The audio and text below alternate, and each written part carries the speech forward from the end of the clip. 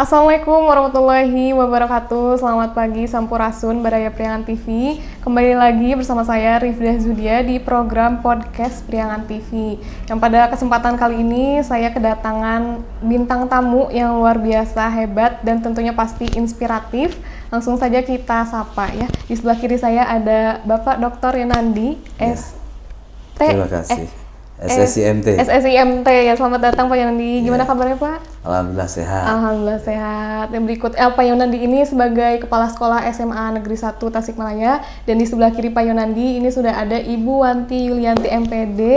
Assalamualaikum. Waalaikumsalam. Ibu selamat datang Ibu di podcast yang sederhana kita ini. Ibu gimana kabarnya? Alhamdulillah sehat. Alhamdulillah sehat. Ya. Baik ya. Bu Wanti ini menjabat sebagai Wakasek Humas dan juga Koordinator BK di SMA Negeri 1 Tasikmalaya. Jadi kesempatan kali ini kita mau bahas tentang ini nih Pak, Bu, kiat-kiat sukses tembus PTN gitu ya. Mungkin pertanyaan pertama saya lontarkan ke Pak Yonandi dulu gitu ya Pak. Gini Pak, kan akhir-akhir ini tanggal 18 Maret itu ada pengumuman kelulusan SNBP ya. Nah itu kalau di SATA sendiri nih Pak di SMA Negeri 1 itu gimana nih Pak perbandingan lulusnya dibandingkan tahun-tahun sebelumnya gitu Pak? Alhamdulillah SNBP ini menjadi penyemangat untuk portal masuk perguruan tinggi di tahap pertama. Dan ini menunjukkan kenaikan yang signifikan dari tahun ke tahun. 3 tahun terakhir ini kenaikan yang lumayan lah. Tahun ini ada 77 orang, sebelumnya 74, sebelumnya 72 orang. Khusus jalur SNBP. Belum jalur-jalur lainnya. Terhitung bahwa di data 5 tahun terakhir keterima perguruan tinggi itu sangat luar biasa. Perlu disampaikan bahwa SMA Negeri 1 Tasikmalaya adalah satu sekolah yang siswanya 100% melanjutkan.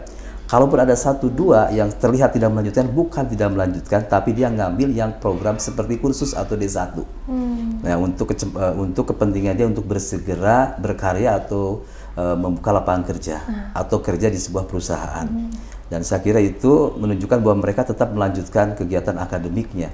Dan perlu diketahui bahwa kenaikan keterserapan perguruan tinggi ini sangat luar biasa. Tidak hanya SBMPTN, tapi ada jalur yang lain seperti SNBT atau UTBK, jalur tes, dan ternyata jalur mandiri.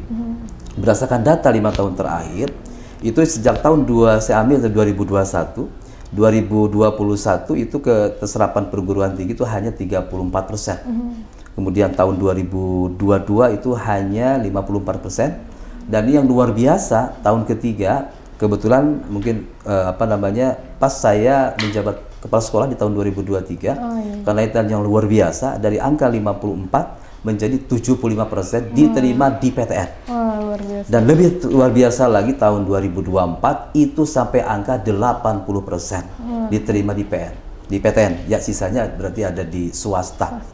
Nah, ini menunjukkan betapa animo atau semangat yang luar biasa dari tahun ke tahun. Dan ini bagian upaya kami bahwa kami siap sebagai lembaga sekolah yang tidak berbayar, tidak ada iuran, tidak ada uang bangunan, hanya mengandalkan uang bantuan dari negara. Tapi kami sanggup kemudian mengkolaborasi setiap potensi yang ada, dan hasilnya seperti yang saya sampaikan. Kenaikan yang luar biasa terserap di PTN yang mereka cita-citakan. Luar biasa sekali ya, berarti angka yang sangat tinggi ya Pak, 84%. Nah, kira-kira itu faktor utama yang berkontribusi atas kesuksesan anak-anak SATA tembus PTN itu apa sih Pak? Yaitu program sekolah. Program unggulan sekolah, kami mempunyai program namanya 3K. Jadi ketika orang tua, ketika anak atau siapapun termasuk internal, guru dan tenaga pendidikan harus paham. Sekolah ini punya mesin namanya adalah 3K, yaitu karakter, kabisa, dan katarima. Nah, si mesin ini tidak akan mempermasalahkan anak di masa lalu. Ketika PPDB masuk semua jalur, stop semua hal di masa lalu, kita fokus melangkah ke masa depan. Di awal tahun kita pastikan orang tua untuk taken kontrak bahwa anaknya dititipkan dengan satu kesepakatan. Mereka harus mengikuti semua aturan yang sudah ditetapkan oleh lembaga, dan semua orang tua di hari pertama khususnya bapaknya harus bisa melihat semua aturan dan melepas anaknya dengan penuh doa dan tangisnya, sehingga mereka benar-benar berasa menjadi keluarga besar SMA 1. SMA 1 menjadi rumah kedua bagi mereka. Di saat yang sama, saya harus memastikan bahwa semua guru atau tenaga pendidikan yang ada di sekolah itu adalah orang tua kedua.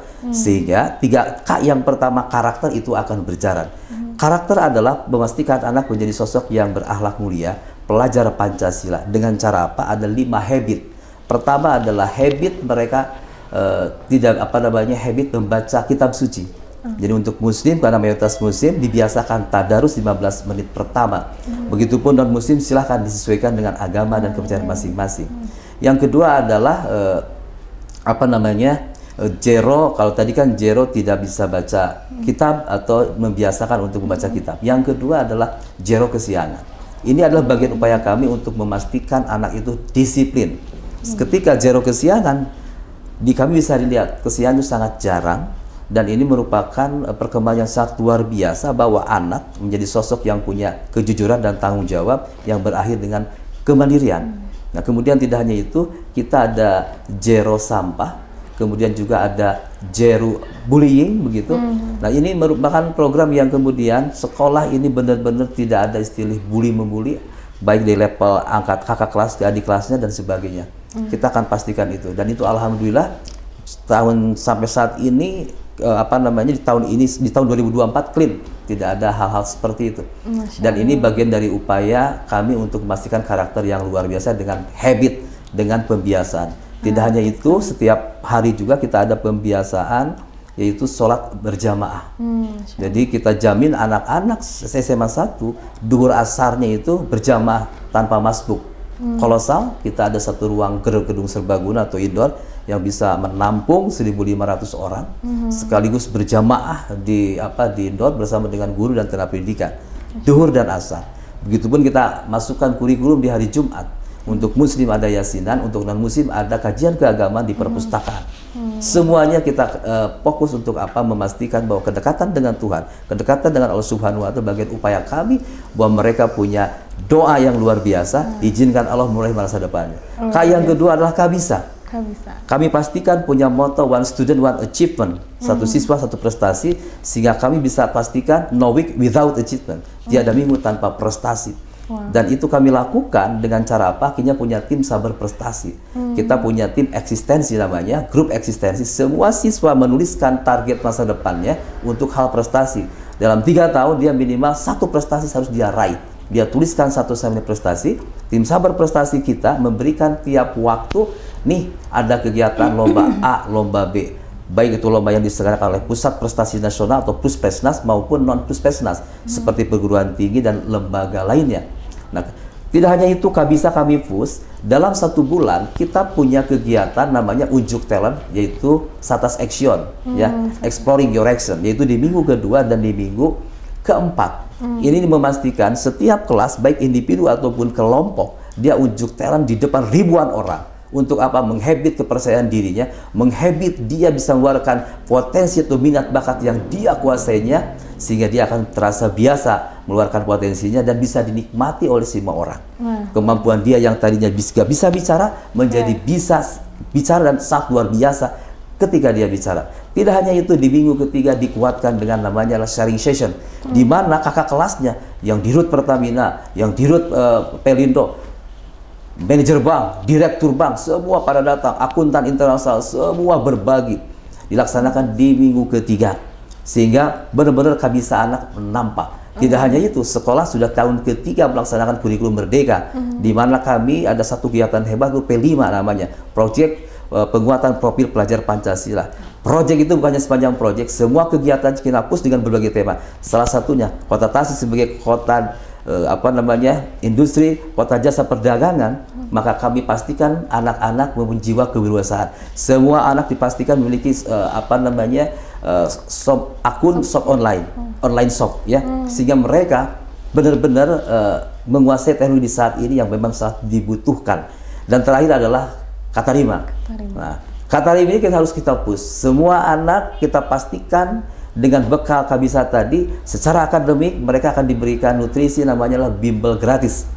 Jadi menjelang ujian UTBK, bimbel gratis. Menjelang SNBP terus dipus rapotnya dari ke tahun bersaing atau kompetitif secara fair, secara berkeadilan, menunjukkan kenaikan rapot yang signifikan. Kita pun punya indeks tertinggi di Priangan Timur untuk SNBP, dan ini menjadi modal. Tidak hanya di rapot, indeks pun maka alhamdulillah. Memang agak unik, kita di SNBP tahap pertama anak-anak masih mengejar yang di luar kota. Tapi kemudian pada akhirnya tetap sama juga. Banyak yang di dalam kota juga. Nanti pada akhirnya setelah ending di ujian mandiri. Itu untuk pertanyaan. Oke, luar biasa sekali ya Baraya, ternyata di balik kesuksesan anak-anak SMA 1 masuk perguruan tinggi favorit itu ternyata memang ada habit yang dibiasakan di sekolah setiap harinya dengan program-program unggulan yang tadi sudah Pak Yonan disebutkan. Itu luar biasa, semoga bisa menginspirasi sekolah-sekolah lain juga ya Pak. Nah mungkin pertanyaan selanjutnya nih Pak, langkah atau strategi belajar seperti apa sih yang paling efektif untuk mempersiapkan diri menghadapi ujian masuk PTN bagi anak-anak gitu Pak? Baik. Ketika 3 jalur ke perguruan tinggi harus ditempuh, maka rapot pun harus dibuat sedemikian rupa sakral. Artinya, kegiatan akademik itu harus berjalan dengan lancar, di mana setiap anak itu harus memang punya jiwa kompetitif. Dan yang paling penting adalah kita punya moto, yaitu kejujuran dan kemandirian. Prestasi penting, tapi jujur mandiri lebih utama. Nah, itu menjadi moto kami. Sehingga di kelas kadang ada guru yang tidak mengawas ulangan. Dibiarkan saja, tidak perlu, biarkan saja, dia akan dilatih kejujurannya. Pada akhirnya mah pintar, guru-guru sudah menyiapkan CCTV, begitu kan ya. Nah itu salah satu upaya kami, karena kalau tidak begitu sulit. Kemudian kami setiap awal tahun diberikan referensi semua mata pelajaran.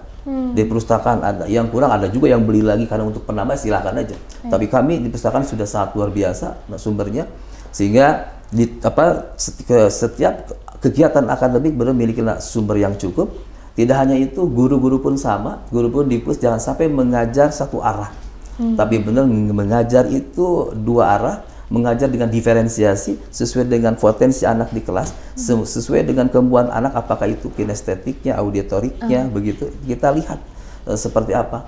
Dan itu benar-benar guru kita awasi. Jadi saya sebagai kepala sekolah punya tim yang supervisi setiap tahun 2 kali, setiap tahun 2 kali di semester 1 dan semester 2, dan itu bagian upaya kami memastikan pembelajaran belajar benar-benar efektif dan efisien. Tidak hanya itu, tadi pengawalan prestasi pun kita kawal lewat wali kelas yang selalu mempush anak-anaknya selalu mengejar tambahan prestasi untuk bekal dia masuk perguruan tinggi. Dan khusus untuk UTBK tadi saya sampaikan bahwa begitu semester 2 kita akan fokuskan penguatan ke perguruan tinggi, khusus ITBK. Kita mengundang bimbel-bimbel ternama, kolaborasi dengan guru-guru yang ada di sekolah, dan itu secara gratis. Anak dikasih buku yang terbarukan, baik itu 2 jenis buku, baik itu yang sifatnya numerik maupun yang literasi, ya. Itu dikasih secara cuma-cuma gratis. Begitupun bimbelnya fokus kurang lebih 2 bulan dan tidak berbayar. Jadi benar-benar kita pastikan itu, kemudian tryout yang terjadwal. Jadi mereka diberikan terjadwal. Kelas 12 benar-benar jumlah frekuensinya sangat banyak. Tidak hanya kelas 12, kelas 10, 11 pun dikenalkan, sehingga mereka sudah tahu mengukur dirinya potensi secara dini, juga dia mengenal perguruan secara dini. Dan yang membuat kenapa ini semua pun tertata dan kemudian sangat efisien dan efektif di bagian akhir ke perguruan tinggi. Di awal tahun masuk, di awal kita perjanjian dengan orang tua. Jadi dari BK memanggil mereka untuk MOU. Anak harus tentukan keputusannya. Mau merumpun IPA, rumpun IPS, dan tentukan prodinya apa, perguruan tingginya apa, supaya disemangati, bersemangat ya. Dan nanti boleh berubah pada saat kelas 11 sekali saja. Dan ternyata itu hasilnya luar biasa. Karena apa? Karena anak persiapan secara diri dan fokus dengan masa depannya. Itu kira-kira. Kali ini jadi ada kolaborasi antara orang tua dan sekolah ya Pak? Betul. Demi masa depan anak gitu ya. Mungkin kita lanjut ke Bu Wanti nih Bu. Pertanyaan Ibu kan tadi peran BK nih Bu dalam membantu siswa SMA 1 meraih PTN yang diimpikan gitu Bu. Iya. Baik, untuk peran guru bimbingan dan konseling dalam hal ini sangat krusial ya. Bukan hanya dari di endingnya ketika mendaftarkan ke perguruan tinggi negeri ataupun swasta katakanlah, tetapi kami membuat program pendampingan itu mulai dari kelas 10, 11, dan 12. Kelas 10 itu kami berikan berbagai macam informasi tentang jalur-jalur masuk ke perguruan tinggi, kemudian apa saja perguruan tinggi, misalnya katakanlah ITB spesialisnya dalam bidang apa, kemudian kalau misalnya anak katakanlah ingin masuk ke bekerja nanti suatu saat ingin di sektor energi dan sumber daya mineral, berarti kami jelaskan tentang ITB dan lain sebagainya. Kemudian kalau ingin jadi dokter itu seperti apa. Nah, itu sudah diberikan informasi sejak kelas 10. Nanti di kelas 11 itu sudah mulai pemetaan awal untuk kemana saja arahnya anak-anak kami. Kemudian nanti kelas 12 itu di situ kita making decision. Jadi untuk making decision itu atau pengambilan keputusan arah karir anak itu kami berkolaborasi tentu dengan yang pertama adalah wali kelas dan guru-guru. Bagaimana perkembangan anak secara akademik di kelas 10, 11 dan 12 itu seperti apa. Kemudian kita berkolaborasi dengan orang tua siswa karena bagaimanapun juga harus ada sinkronisasi atau seiring sejalan antara keinginan anak dan keinginan orang tua seperti itu. Kemudian selain itu juga kami berkolaborasi dengan berbagai perguruan tinggi negeri maupun swasta yang memang hasil dari pemetaan awal itu anak-anak kami sudah terpetakan arah karirnya mau kemana dan kemana seperti itu. Jadi peran BK di sini memang sangat sangat penting, sangat urgent. Salah satunya adalah mulai dari proses, kemudian raw input, raw output, itu BK yang berperan di sana. Tapi tentu saja kami berkolaborasi dengan semua semua unsur yang ada di sekolah, terutama alhamdulillahnya kami mempunyai kepala sekolah yang sangat mendukung dan sangat sayang terhadap seluruh siswa-siswi maupun orang tua, dan beliau sangat sangat concern sekali terhadap perkembangan anak-anak. Salah satunya adalah daya serap ke perguruan tinggi negeri yang beliau inginkan. Ini sangat beliau memiliki target. Tahun ini harus targetnya berapa minimal yang ke PTN, seperti itu, Kak. Baik.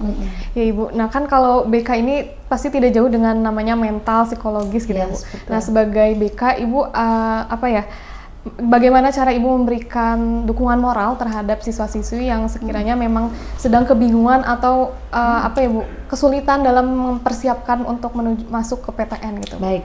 Yang namanya mental health itu kan memang sekarang yang sedang digembar-gemborkan oleh berbagai macam kementerian. Memang anak-anak kita itu harus sudah siap, harus ready ketika menghadapi masa depan.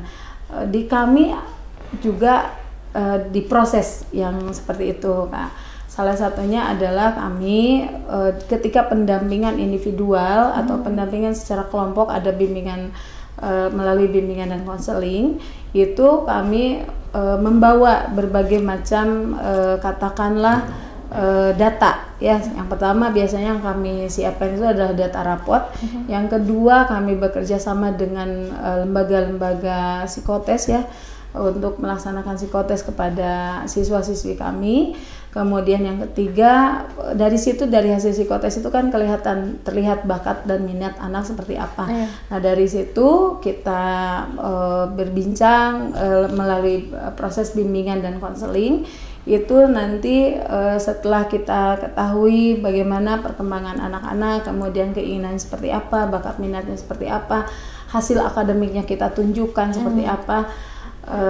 Nanti selanjutnya adalah kita memberikan motivasi salah satunya bukan hanya mereka harus siap bukan hanya mempersiapkan di SNBP atau katakanlah jalur rapot ke perguruan tinggi negeri maupun swasta, tetapi mereka juga harus siap untuk bertanding, berjuang, memperebutkan kursi perguruan tinggi negeri melalui jalur seleksi ujian seperti itu.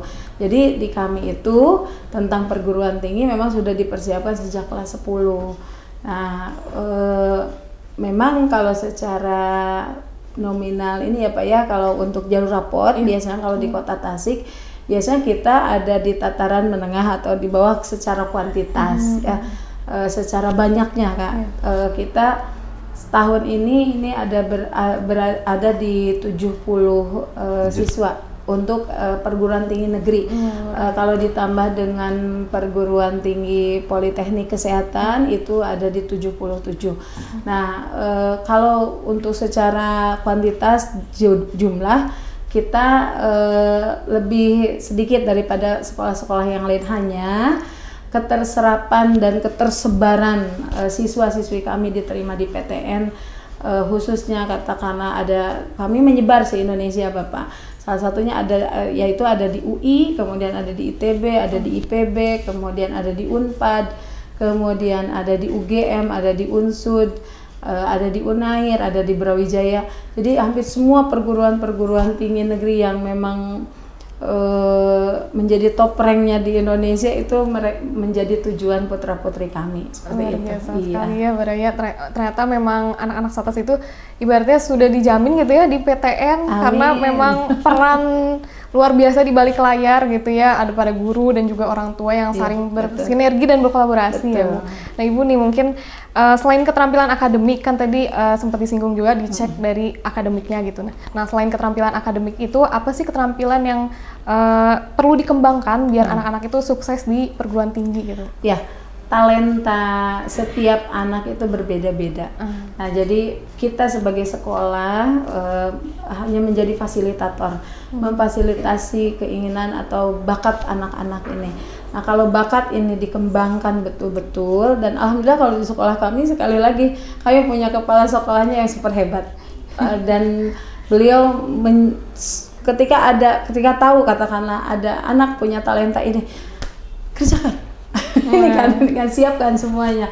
Ada salah satunya ada talenta anak-anak di bidang katakanlah bisa podcast ya Pak ya, atau bisa kamera dan lain sebagainya, disiapkan oleh beliau ruang studio Pak yang full green screen dan kameranya Masya Allah seperti itu ya.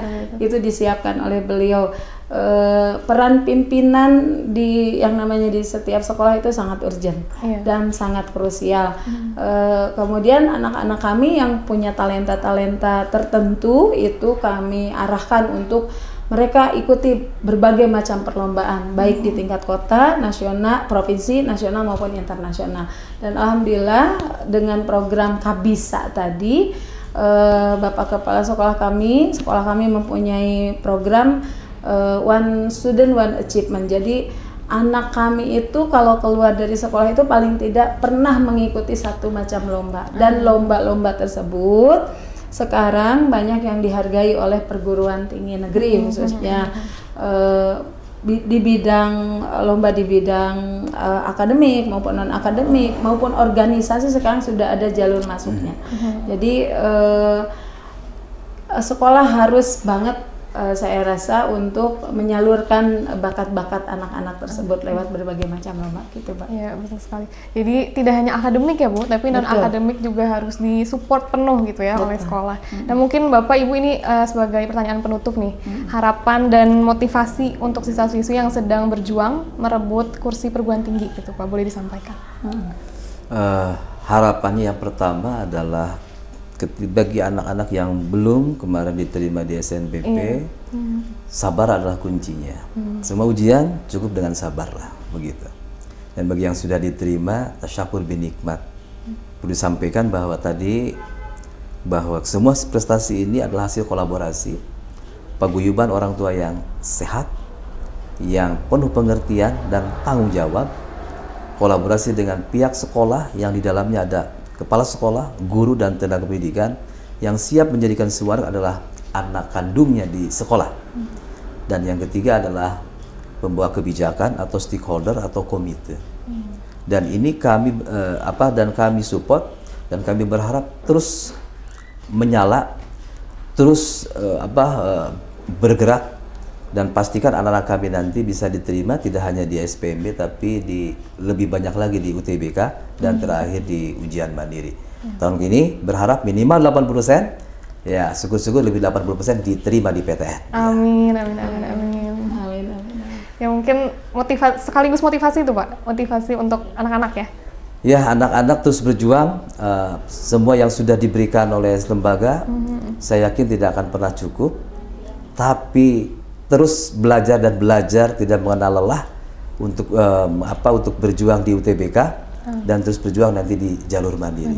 Jangan lupa doa ada dari ibu, dari orang tua, ridho mereka adalah ridho dari Allah Subhanahu Wa Taala, itu segalanya. Terima kasih. Masya Allah. Jadi sia-sia ya Pak kalau hasil usaha tanpa doa ya Pak. Iya. Betul sekali. Mungkin Ibu boleh lanjut Ibu. Ya, harapan kami insya Allah mudah-mudahan target kami tahun ini bisa tercapai, Bapak, yaitu 80% bisa terserap di perguruan tinggi negeri khususnya. Kami juga buat anak-anak kami terus berjuang. Kami akan ada membersamai mereka, bukan hanya di SNBP, tapi kami akan oleh mereka juga di UTBK maupun di seleksi mandiri berbagai macam perguruan tinggi negeri. Kemudian di kedinasan juga Bapak ya, karena ini sekarang kedinasan sudah mulai dibuka pendaftarannya, sehingga kami juga meskipun libur Bapak, kalau di BK SMA Negeri 1 Tasikmalaya itu tidak libur, kami terus membuka pintu untuk anak-anak kami, untuk orang tua siswa-siswi kami untuk bisa berkonsultasi ke BK. Jadi untuk harapan kami untuk anak-anak yang belum diterima di perguruan tinggi negeri atau di kedinasan, jangan kecil hati, semangat terus. Bapak Kepala Sekolah dengan semua unsur guru di SMA Negeri 1 Tasikmalaya akan terus mensupport kalian. Kalian bekerja untuk diri kalian sendiri, kami bekerja untuk semuanya. Kami berikan semua pelayanan, kemudian semua perhatian, bahkan kami juga tidak lupa ya Pak ya, akan berkomunikasi terus dengan berbagai perguruan tinggi negeri, mulai dari Unsil, Poltekkes, kemudian perguruan tinggi negeri lainnya yang ada minimal di Pulau Jawa, seperti itu mungkin. Jadi insya Allah mudah-mudahan, mohon doanya dari semua warga Kota Tasikmalaya, doakan kami bisa mengarahkan anak-anak kami, kemudian bisa menempatkan anak-anak kami sesuai dengan perguruan tinggi negeri maupun perguruan tinggi swasta dan disesuaikan dengan cita-cita mereka. Demikian. Ya, baik Mbak Raya, itu dia tadi informasi yang sudah disampaikan oleh Pak Yunandi maupun Bu Wanti, yang tentunya informasi ini tidak hanya bermanfaat untuk anak SMA gitu ya Pak, Bu, tapi mungkin bisa bermanfaat juga untuk kita semua yang memang ada concern gitu untuk melanjutkan pendidikan ke jenjang yang lebih tinggi lagi gitu ya. Bapak Ibu terima kasih banyak sudah menyempatkan hadir di podcast kita. Mungkin hektik banget ya Pak, mau lebaran gitu ya. Mohon maaf dari kita gitu ya. Nah, saya Rifda Zudia pamit undur diri. Sampai bertemu di episode berikutnya. Wassalamualaikum warahmatullahi wabarakatuh.